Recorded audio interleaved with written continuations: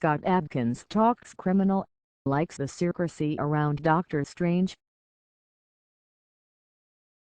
If you watched Criminal, it's pretty likely that at some point in the film you wondered to yourself, how many comic book movie actors are in this thing?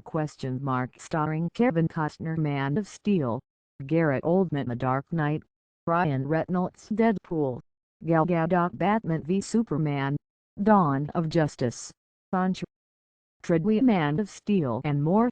The film was up to its ears in superfolk.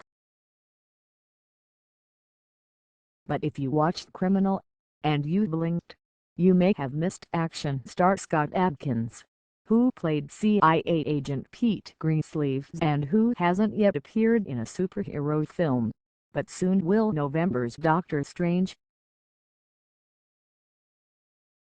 Greensleeves spent most of the movie locked away in a small room with other CIA analysts including Oldman and Star Trek Into Darkness's Alice Eve, while field agents like Reynolds and terrorists like Traue soaked up the spotlight. So what made Adkins want to board director Ariel Vromen's spy thriller? Adkins joined comicbook.com to discuss the film, which is currently available to stream and comes to Blu-ray and DVD on July 26. You're a person who is recognizable and very well liked.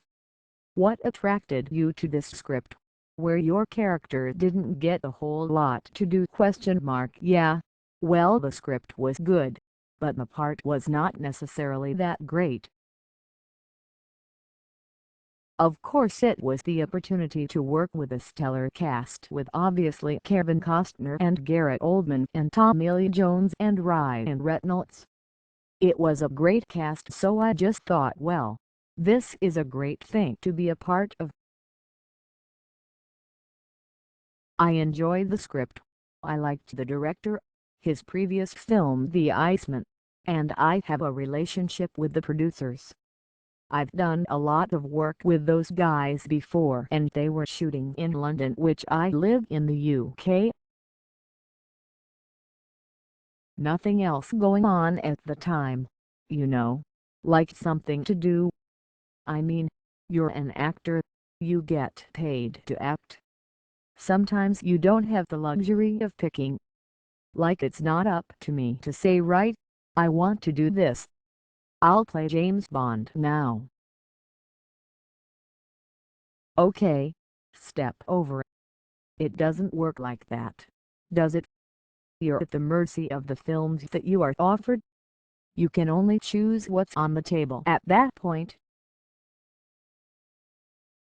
That's how I put food on the table for my family, and I work as an actor, so that was what made sense at the time. It seemed to me that a lot of what you ended up doing was working kind of in close quarters with Alice Eve and Gary Oldman in this little trailer.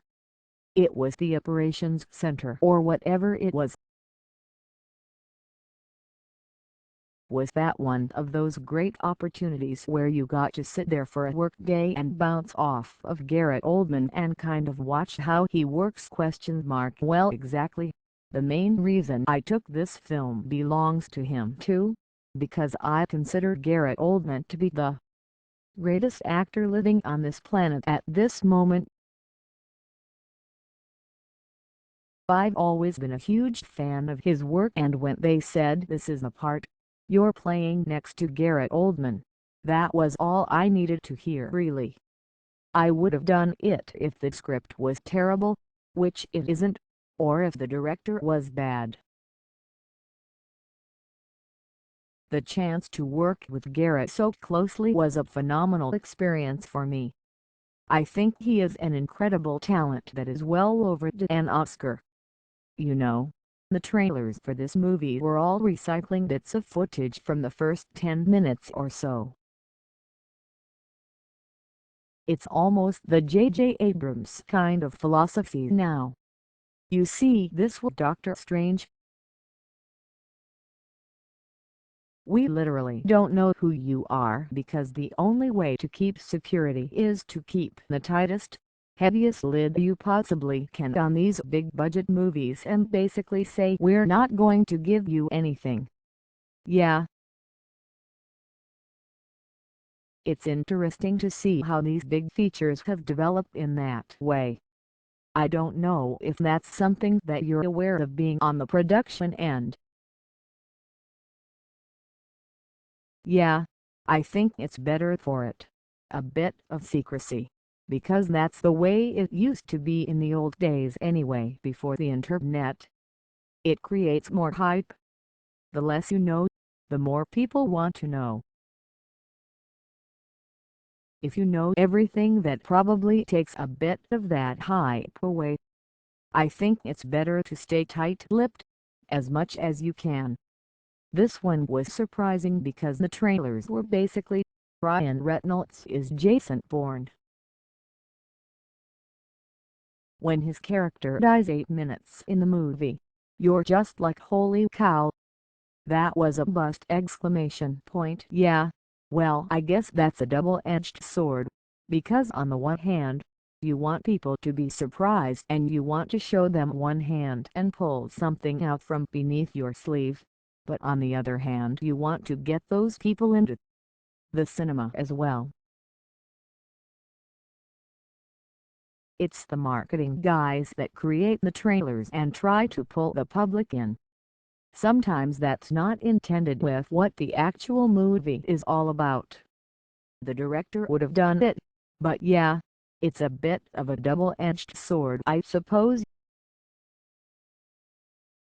One thing that I thought was interesting about your character in this thing is you were there barking orders and analyzing data, and you as an actor, you are often the heavy. You're an action star. You're a guy who kicks ass and gets stuff done. Is it actually a little refreshing to take a part where you can primarily use your brain? Yeah, absolutely. Listen, I love making action films. I'm very passionate about that side of things, and I recognize that I have a talent for that and that people expect me to do that quite a lot of the time. But it's nice for me as an actor to dip in and out of different parts. A role in Criminal was very expositional in the way that a lot of what I say is further in the story and giving information to other characters, and you've just got to make a way to make that real and stay in the moment with that. People look at my film CV and they think that this is something new, but since the very beginning, I've played bricks with people, normal characters, British TV shows, and things like that. For me, it's nothing new. For me, it's the way it always has been. People seem so surprised when I'm not playing a villain or being the hero of an action movie, but for me, that's the way it's always been. I will say that I think that having the intensity that you had on screen in this movie really helped to sell it, because I felt like you're in this dark room and it's very quiet and oftentimes very bad shit is happening outside. You are the one guy, well really you and Oldman, but you are the two who often convey the gravity of what was going on. Well yeah, I appreciate you saying that. Obviously the stakes are very high in our story. That's actually one of the reasons why I absolutely love Gary Oldman. I think when you idolize someone, when you appreciate someone's work, some of that can bleed over into your own. Not trying to say that I'm anywhere close to Gary Oldman's quality of performance, but what I love about Gary is he really commits to the parts. He can be quite intense in his performances, and even though he seemingly can go quite far over the top, it's never not believable. Do you know what I mean? It's always believable. For me, that's the skill of somebody like Gary Oldman and why I enjoy to watch an actor like him so much. He can go big, but it's always very, very truthful and true to the character. That intensity can cross onto screen and it's very good for the cinema.